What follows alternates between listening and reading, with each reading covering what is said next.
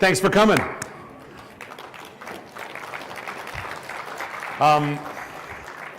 For those of you that came to the event last night, thank you so much. Great feedback, and I sent out a few hundred copies of my presentation last night.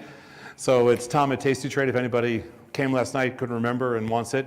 I am going to do the same for this presentation because this is my last live event of 2018, at least last public live event.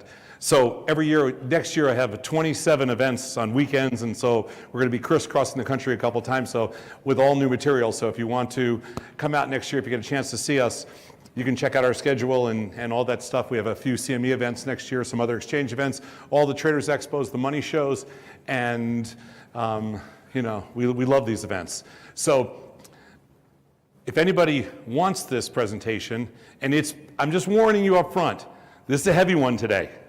Last night was light and fluffy and was a feel-good presentation. Today, heavy futures.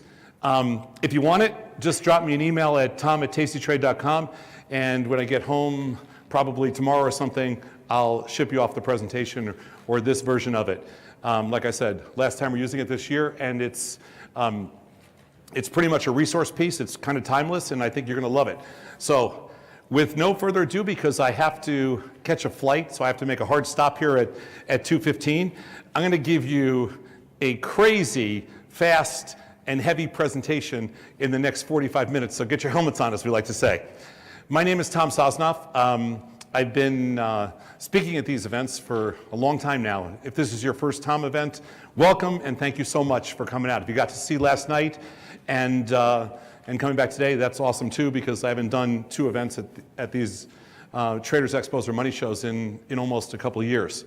I'm speaking for the CME today. This is their time slot because we do a lot of things with the CME, and so I'm very thankful. And we're live streaming this as well, so again, if you're watching it wherever you are, awesome, and enjoy. This is a discussion today, you know, about futures. Most of my trading, and I make a lot of trades a year, somewhere north of 12,000, maybe 15,000 trades a year. About 30% of my trades, 25 to 30% of my trades are in futures. Since the CME is sponsoring this event, today's focus is all on futures. Now, futures and futures options.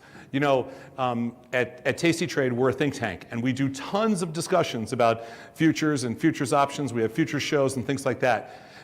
The important thing to recognize, and I think that I need to state this up front, is I am product agnostic. The reason I trade a lot of options is because options are strategic. The reason we trade a lot of futures is because futures are part of that strategic mix of products, and they're also the most leveraged product out there. So they're inexpensive to trade on a relative basis. The plus side for futures is they're highly liquid. The core futures group, highly liquid, very capital efficient. The negative side for futures is size. They're big contracts. So if you trade 100 shares of stock or one option contract, the futures contract's about 10 times the size. You just have to be aware of that. It's just the notional equivalent. Other than that, we're going to go through a pretty fast presentation today. And so, again, my email is tom@tastytrade.com. And if anybody wants this presentation, just drop me an email and just say, hey, please send me the presentation, and we're happy to send it to you. I have been doing a version of this presentation for the last couple of months when I've done future shows. I never do this on our own network. So only a few of you have actually seen this content, and I've tweaked a little bit since doing it earlier.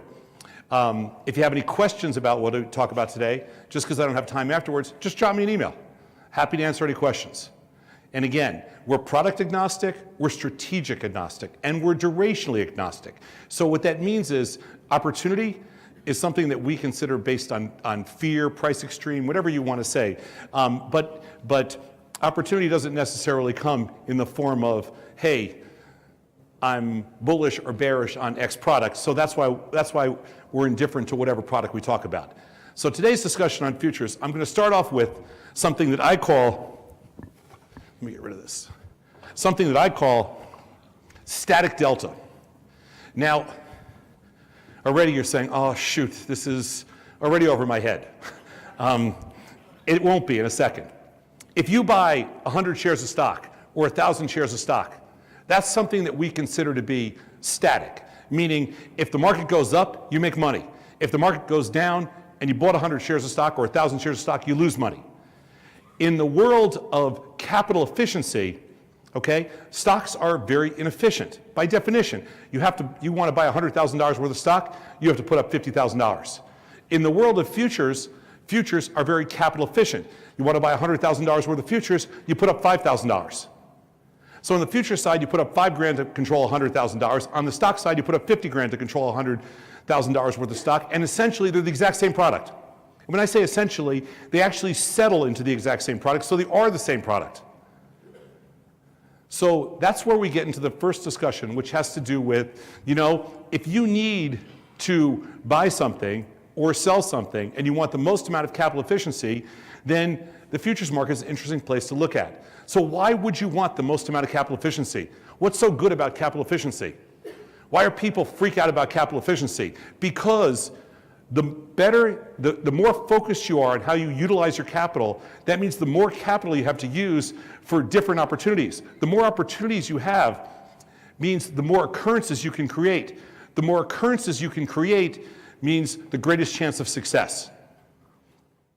If you think of things in probabilistic terms, and futures options, by the way, I don't look at them as two different things. They're both futures, and they also can trade options, so it doesn't make a difference. If you have one product that's more capital efficient than another product, you can theoretically put on more positions. If you believe in law of large numbers like we do, and things have a probabilistic edge, then the more positions you can put on, the more interesting that underlying product is. So a fixed share equivalent, similar to stock, but without the time premium variable of options. That's what static delta is. It's essentially a replacement for saying, hey, I'm bullish, I'm going to buy a 10 lot of XYZ calls. Hey, you know what? I'm bullish. I'm going to buy a fixed amount using a future. So it's a pure play. Futures are by definition a pure play for underlying directional risk or for use as a fixed hedge. So directional risk just means, hey, I think gold's going higher, so I'm going to buy one gold contract. Hey, I'm nervous about my GLD position, so which is long, so I'm going to sell one futures contract in gold. That's a fixed hedge. The deltas don't change. If you sell, let's say for example, you're long some gold. You're just long some shares of gold, and you sell some calls against that gold. What happens is, if gold goes lower, those calls go and become, essentially at some point, they become worthless, and they no longer protect you. They're no longer a hedge. In the world of futures, that becomes a fixed hedge, and it never changes. So whatever kind of offset you have, it remains in place. So futures are the most cost-effective instrument for acquiring static delta. They have the most liquidity. They have 24/5 access. They have reasonable option markets. That means the top 6 to 10 futures, the option markets are decent. They have the highest leverage. They have the lowest carrying costs, and they're easily convertible into share equivalents. 500 shares of spiders equals one S&P future, and so on. And we're going to show you in a couple seconds down the list. Now, something that the one piece of this that's interesting that most people kind of gloss over is if you go out and you buy $100,000 worth of stock, and you do it through our brokerage firm, you have to put up $50,000 at a minimum. You also then have to, if you don't have the capital, have to borrow $50,000. Of which you pay whatever the margin rate is. The margin rate could be anywhere from, depending on the amount of money you're borrowing, from let's say 4% to 6.5%. If you use the futures market, the embedded margin costs are essentially at cost, which is about somewhere around 2.75%. So they have lower borrowing costs. And those are all kind of reasons to use futures when you're building a static position. So what do most people use futures for? Unfortunately, for scalping, which is a little bit of a drag, has a little bit of a dark cloud on top of it, because it's difficult to scalp. How many people have tried scalping futures before? Oh, only a handful of you guys. Okay, well you've saved yourself some money. It's not easy. We do it because 1, it's engaging. 2, we're a little bit of junkies, and 3, because we have egos, and sometimes we think we know what's going to happen. And you know what? In tight markets, looking for high leverage, it's an interesting, concept for trade engagement. One of the things that's hard to do when you're really into trading and investing and things like that is to find the right engagement tool.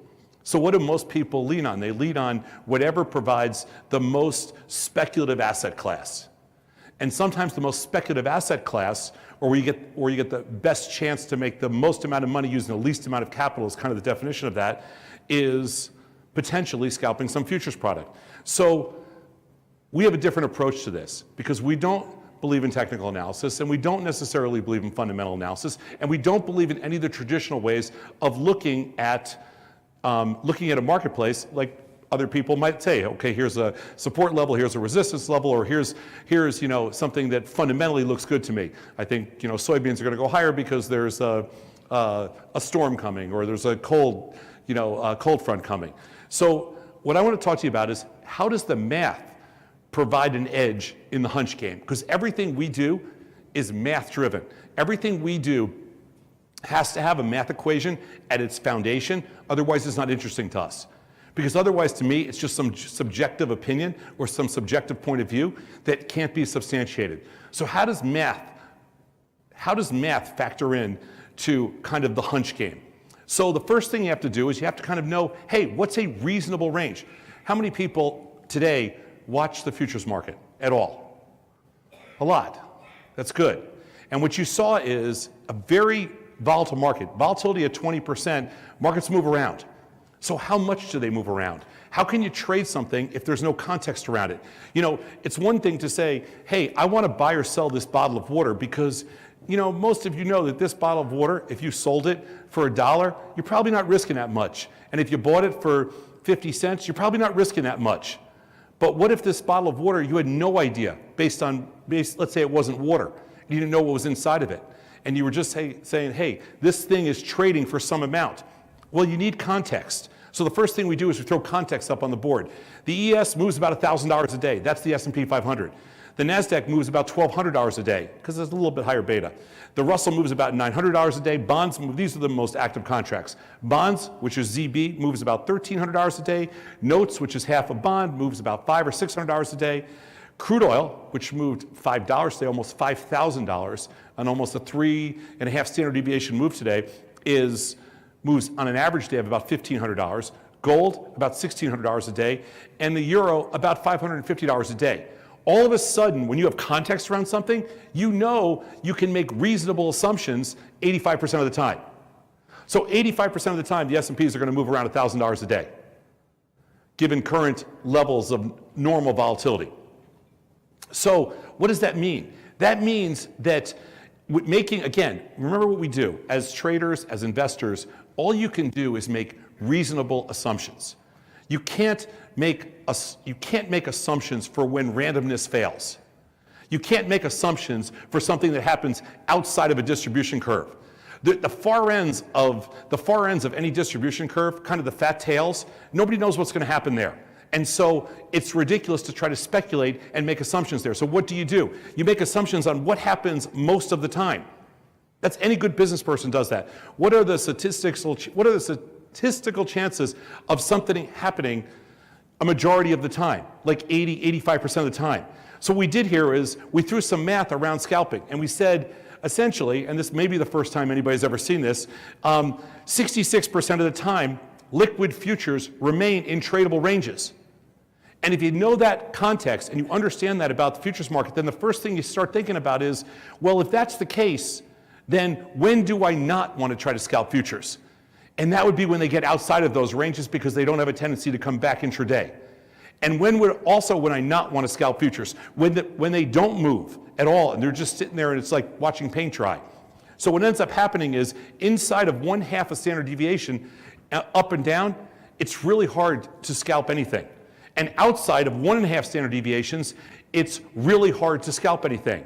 But the majority of the time, 2/3 of the time, they spend what we call a scalping range. And if you combine an understanding of normal intraday context of how much a futures move, and then you add that to a reasonable scalping range projection. So let's say, for example, the S&Ps move $1,000 a day. If they're only moving $500 a day, it's really hard to make money. If they're moving over $1,500 a day, it's really hard to make money. But anywhere inside of $1,500 and $500 is a reasonable cyclical expectation of just up and down movement, which happens about 70% of the time. As soon as you put that context around futures, all of a sudden, everything you think about when you look at markets changes. And all of a sudden, you start looking at this and you're like, okay, this is a reasonable trading range. You know where we were today? We were inside those scalping zones the entire day. We've been there almost every single day. You know what was outside that range today? Once oil, for example, was up, once oil moved more than the $1,500 it moves a day, then at that point, you have to think to yourselves, okay, maybe this isn't a buy here, and I don't want to try to buy a dip, or maybe this isn't a tradable vehicle today, and it really wasn't. I don't know anybody that scalped oil today because there wasn't really much to scalp in there. But what's so fascinating about this is when you understand what expected move is, and then you understand kind of where the math lines up for the scalping range, which again, I don't think anybody's ever talked about this before. Outside of this is kind of the rules we live by, the math that we live by, you have an interesting perspective. So outside of that half a standard deviation higher or lower, or 1.5 standard deviations higher or lower, then all of a sudden, that's a decent range, and we're there 70% of the time. So context around expected move, context around scalping ranges, and the next thing you end up with is kind of, here's a breakdown of it, and you can see where we live most of the time. So most of the time, these products are very tradable. And again, we just kind of laid it out, so you can see where the index at 2,800 and blah, blah, blah. I laid out all the numbers for you. And if you request this presentation later, you can see it and use it as a reference guide. So here are the takeaways with respect to scalping. For starters, scalping success is a byproduct of understanding trading ranges and expected intraday moves. Very few people ever talk about that. Scalping is a market awareness challenge. It's black and white, but it's not a future strategy. So that's something else that you very rarely hear being talked about. People think of it as a strategy. It's not a strategy because just think about this for a second. There's no statistical edge whatsoever. Meaning you have a hunch, you make a bet.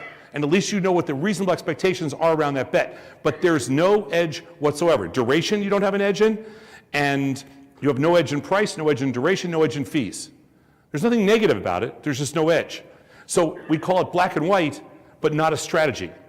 Because strategies have to provide you with some kind of edge. Futures options, they have strategy, so maybe some more edge. Futures underlyings, probably not, but it's a strong engagement tool, and market awareness means, hey, you know what? I'm looking at something where all of a sudden, now I'm interested in this product. Scalping is trading, but it's an engagement tool more than it's a factor in wealth creation.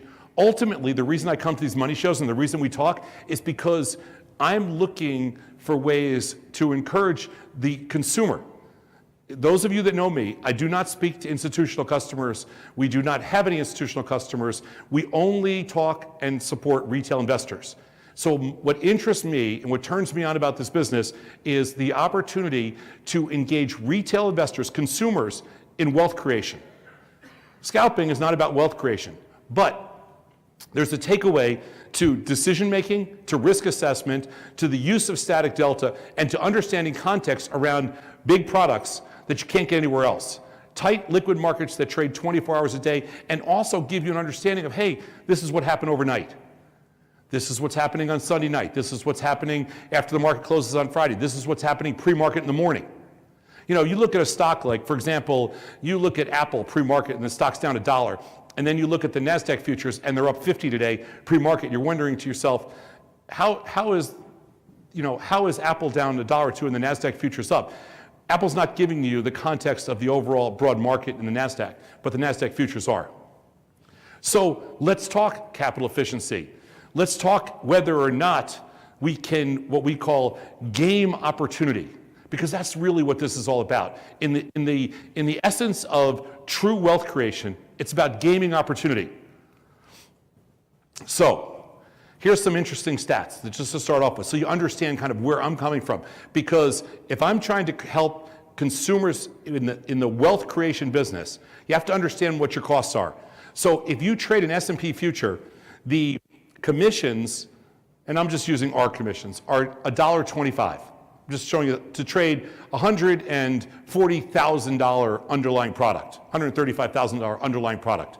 The spread between the bid and the ask is $12.50. So if you bought the offer and sold the bid, $12.50.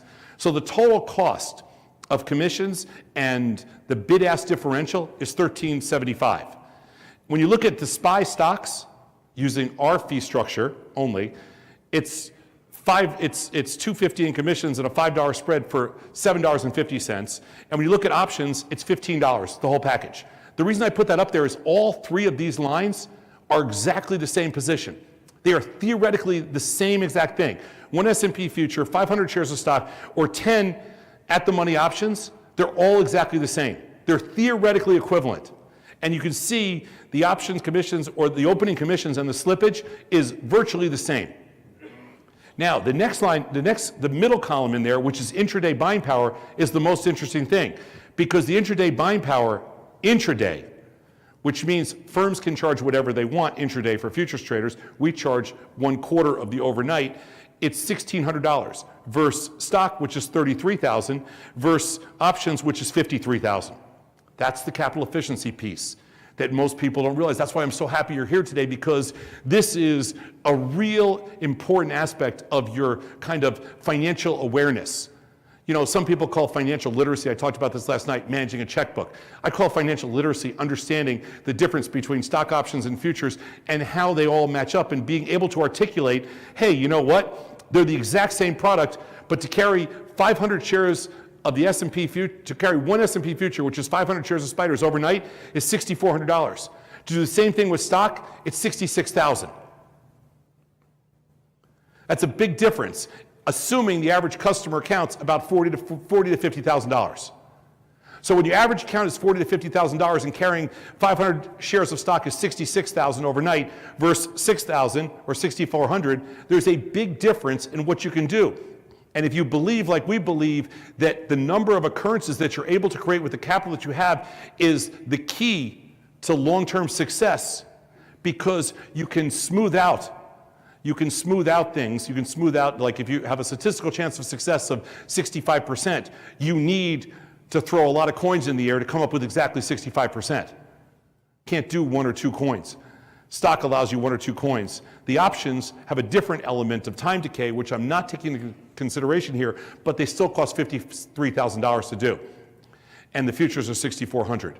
So when you look at the notional equivalency here, which I think is really interesting here, and I know this is a little heavy, like I told you, this is a heavy lesson today, but last night I did the fun stuff, today I'm doing the heavy stuff.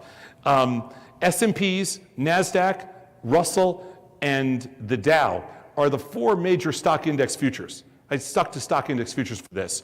You can see the buying power, and then you can see the correlated stock price, and you can see the number of shares needed for each one across the board, and then you can see the stock buying power reduction on the bottom line.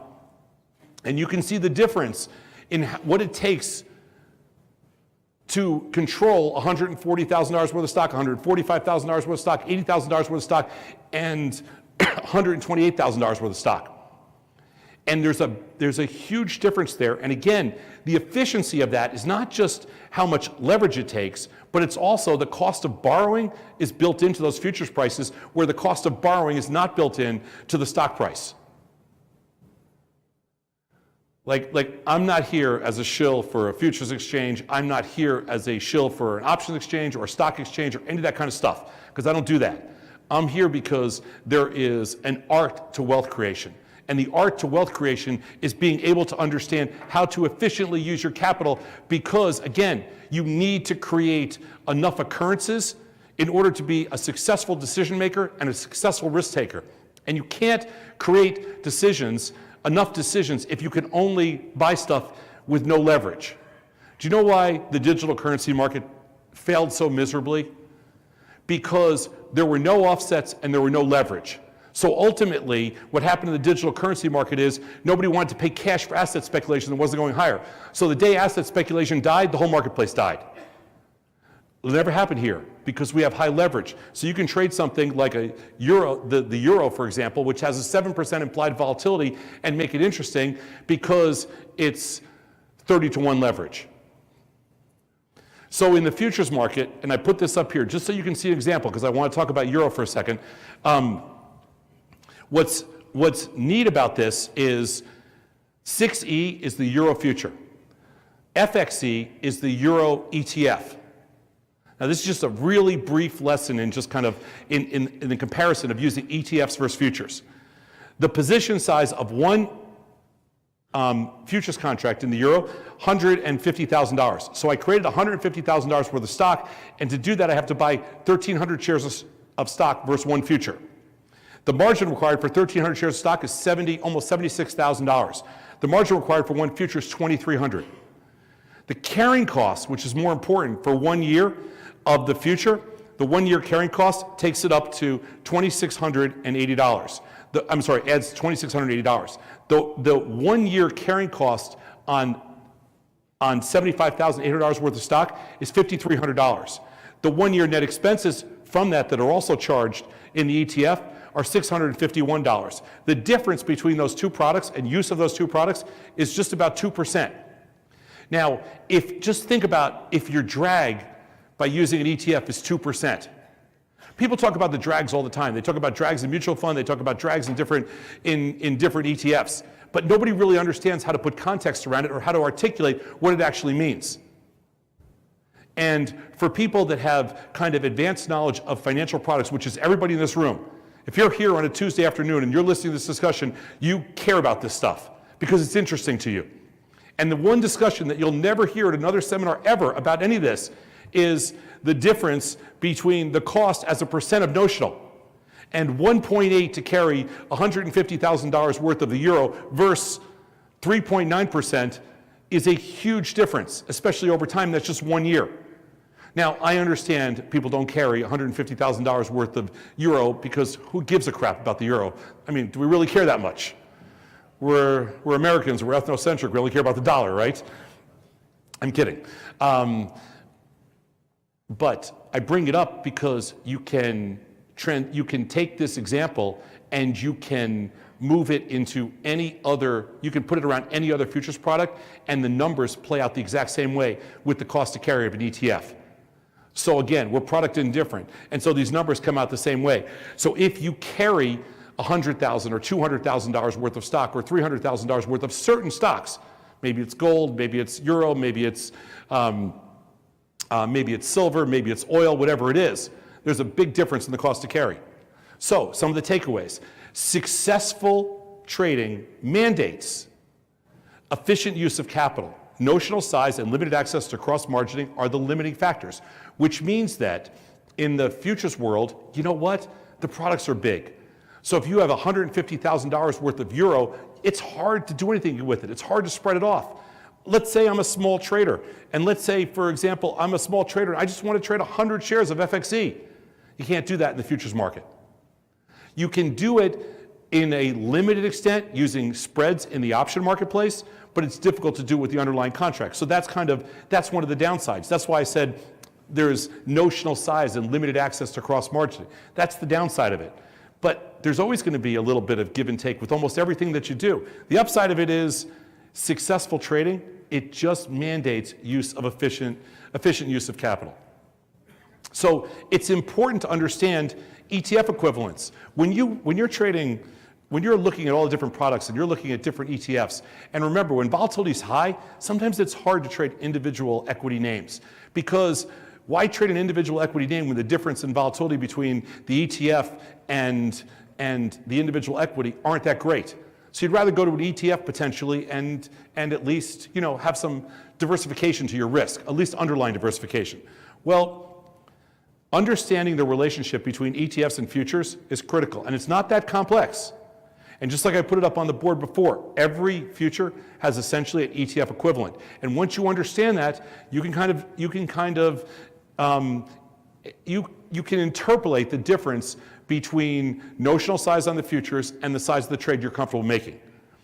Futures offer reduced carrying costs no dividend or assignment risk, and an average buying power efficiency ratio of 10 to 1, which is interesting because, again, it's a little discussed topic, but on average, you save about 90%. So your capital efficiency is about 10x. Now, does that work for everybody? No, it doesn't work for everybody. But over the next couple of decades, you're going to see a big change in futures products, the way they're delivered, the size of the notional products. And I'm not saying everything's perfect, but what's so interesting about this is you have a 10 to 1 efficiency ratio on use of capital. And the way we put our stuff together, man, that's a lot. That makes up, there's a lot of trades in between. So let's think about risk mitigation for a second. I want to make sure I'm good here on time. Risk mitigation. Futures can be a game changer with respect to risk mitigation. Let's see what we mean by that. So here's some interesting, these are just kind of stats, but intraday buying power needed, and I know you're thinking, oh my God, where's he going with this? Intraday buying power needed per dollar of delta, meaning how expensive is it to make an adjustment using stocks, options, or futures? And I don't think you've ever seen this presented this way, but to adjust a position, in other words, to adjust one share of stock using futures costs $3. To adjust one share of stock using stocks costs $65 on average. And to adjust one share of stock equivalent using options costs $100. Therein lies the beauty of this product. It's a different regulatory body. So that's why you wonder, well, how can one person do it for something and somebody else do it for a different amount? Different regulatory bodies.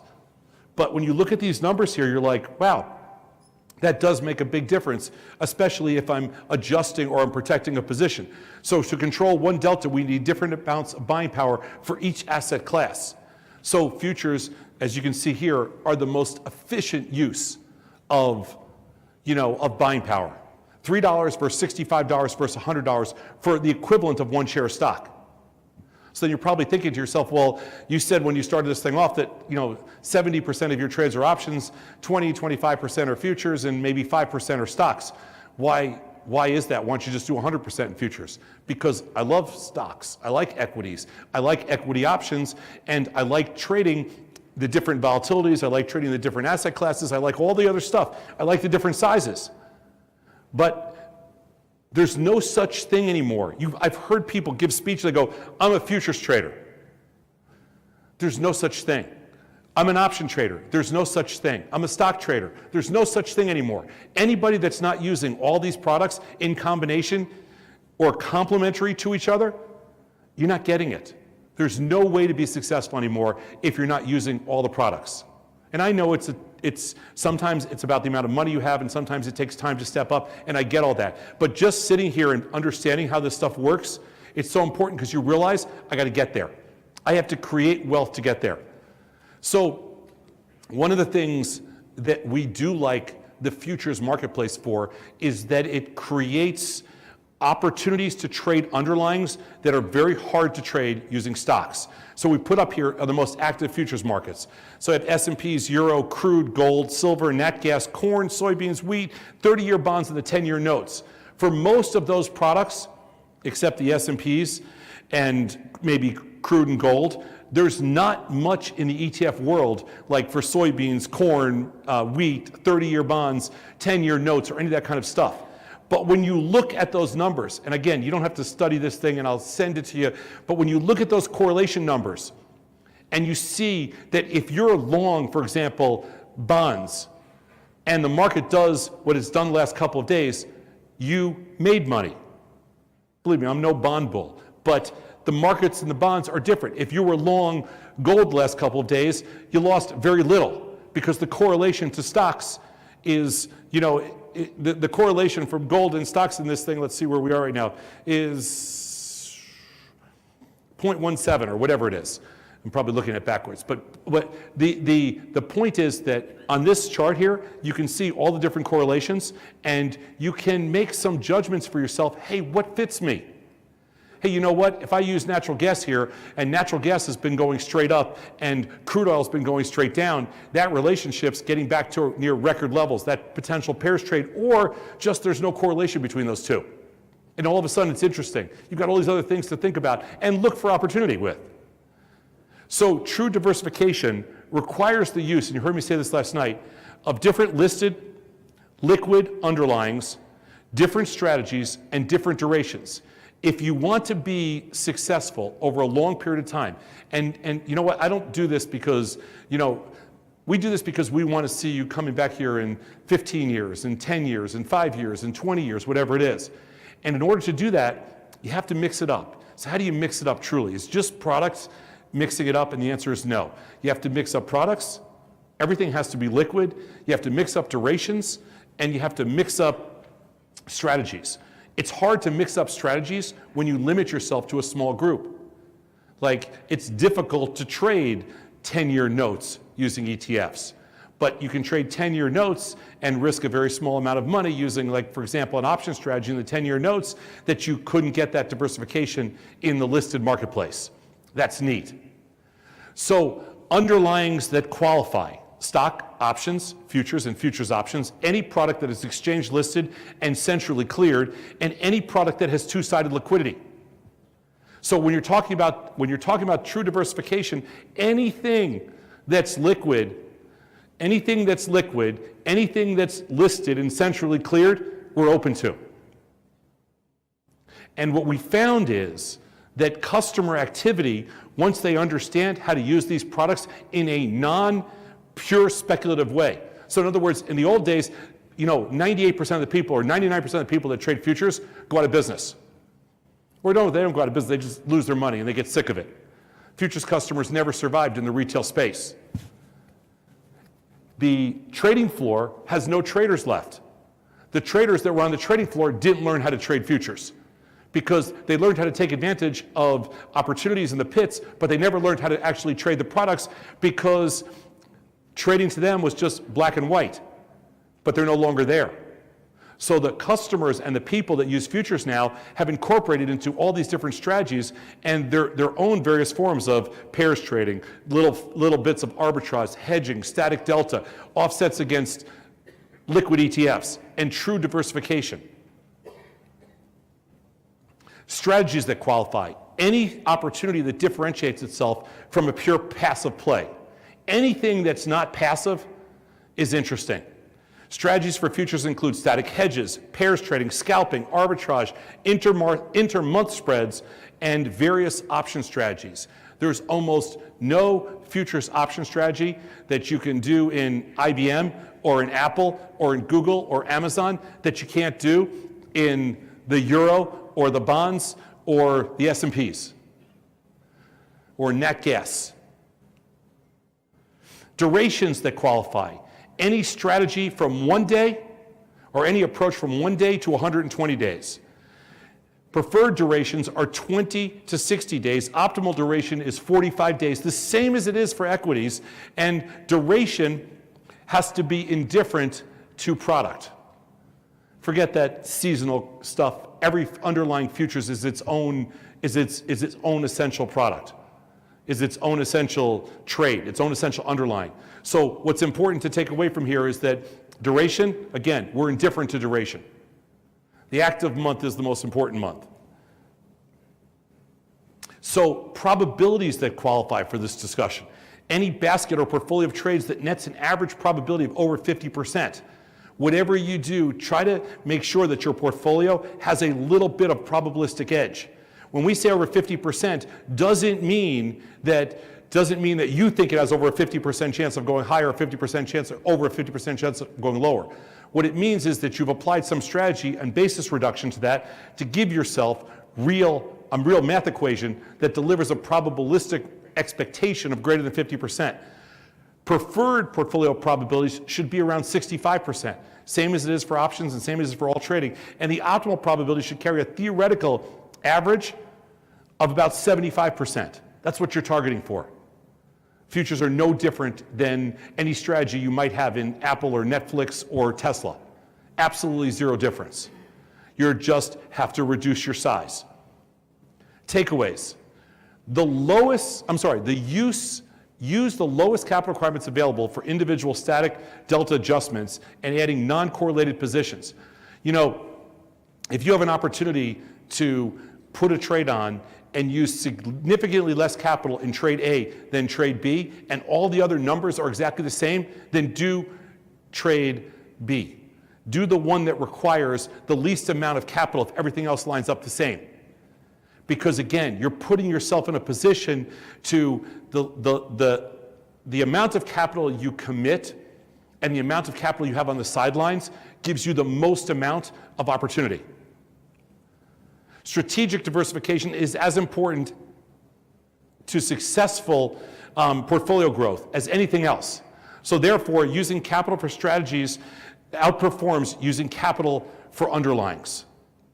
One of the things that drives us crazy about passive investing in general is there's no leverage and 100% of capital is being used. So you're fully in. The only drag is cash, which makes absolutely no sense in a world of strategic investing.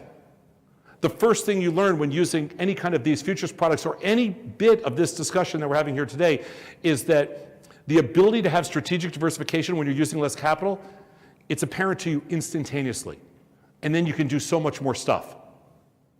And for me, that's probably the biggest takeaway. That took me the longest period of time to understand. When I first started this business, the only thing we ever used futures for was for speculating and then hedging.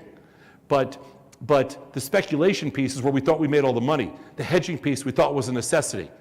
Today, the speculation piece is almost non-existent. And it's the strategic piece, because the hedging piece is not that relevant when you're a customer. So the strategic piece is the most important piece to futures trading, and that didn't even exist 20 to 25 years ago. But now, individual investors, individual customers trade more. So here's an interesting stat. When we first launched futures trading with our last platform almost 17 years ago, the average size customer futures trade was a little over 2 contracts. The average size customer trade today is just over 1 contract, which means that in the last 17 years, we've kind of flipped the business upside down, and we've convinced individual investors to trade smaller, to be much smarter, and to be much more strategic, and to use have less notional risk per trade. Nobody understood notional risk 17 years ago. Today, with the technology that you have, people understand it. It's awesome. Futures are the most resource-efficient way to neutralize beta-weighted portfolio deltas. So this morning, I came in and I didn't come in. I woke up here and I looked at my platform. First thing I do is I kind of, open my eyes and look at my platform. It's a sickness. It's nothing to be proud of. Some people wake up in the morning, they look at their loved ones, or they do all these other things first. I look at my platform. It's not healthy. And the first thing I noticed was, okay, I'm not short enough, is my first thought that went through my head. So how do I know that? Well, I look at my beta-weighted deltas, which takes every single thing that I have on and converts it to a single number. So I look at that number and immediately, okay, because at 5 in the morning here or 4 in the morning here, there's not a lot of things you can do. So the first thing you do at that point is, okay, futures are up, I'm not short enough, so the first thing you do is, okay, well maybe I'll just add some deltas. That's why, and they're resource efficient, and they can either neutralize or give you exactly the beta-weighted efficiency into what you want, even before the market opens. And it's theoretically perfect. There's no room, there's no error anymore. The technology today is so good that when you make a beta-weighted adjustment, let's say, for example, you wake up in the morning and your position before the market opens is showing you long 500 spider deltas, which means you're long 500 shares of stock. And you say, you know what? I don't feel like taking any risks today. So you sell one S&P future. You're flat. Take the rest of the day off. I mean, obviously you have other risk when the market opens, and you'll see what happens. But at that instant, you are theoretically flat. And you've used $6,000 of your capital to do it, or intraday you've used $1,600 of your capital to do that. Nobody thinks that way. Nobody's ever thought that way. But now individual investors are starting to think that way. Let's say you wake up this morning and all of a sudden, for the first time in a number of years, natural gas is trading over $4. And you say, you know what? I'm going to sell I feel like getting short natural gas, but I don't want to, wait for the stock market to open. So next thing you do is you sell a call spread in natural gas at 5 o'clock in the morning, and you're like, okay, I'm short natural gas. That was easy. I'm bringing this up because part of this, part of what we do with a statistical chance of success, if you sold an out-of-the-money spread, that works the exact same way as if you sold a spread in Tesla. If you sell a natural gas spread where you collect $1 on a $3 wide spread, you are risking the difference, or $2. Which multiplied out would be $2,000, but my point is that the difference is the width of the strikes minus the credit you receive, and then the statistical chance of success is the amount that you collect versus the width of the strikes inverted. So if you collect $1 on a $3 wide spread, whether you're trading natural gas or you're trading Tesla, either one, the statistical chance of success is 66.5%. Works the same no matter what product it is. That's what's so interesting. I think I went to I did.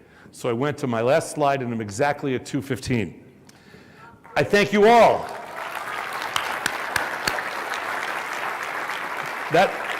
If you could sit through that presentation, I would like to buy you all a drink, but I'm leaving. Because that stuff's not easy and not stuff that we usually do at Traders Expos or money shows, things like that. But I can't tell you how much I appreciate you sitting through that. I know how heavy that content is. We do this every day. So if you love this, just log on to Tasty Trade, and hopefully we'll see you in a city near you at some point next year, or back in May and next November back here in Vegas. So thanks so much. Have a great rest of the show. Appreciate it.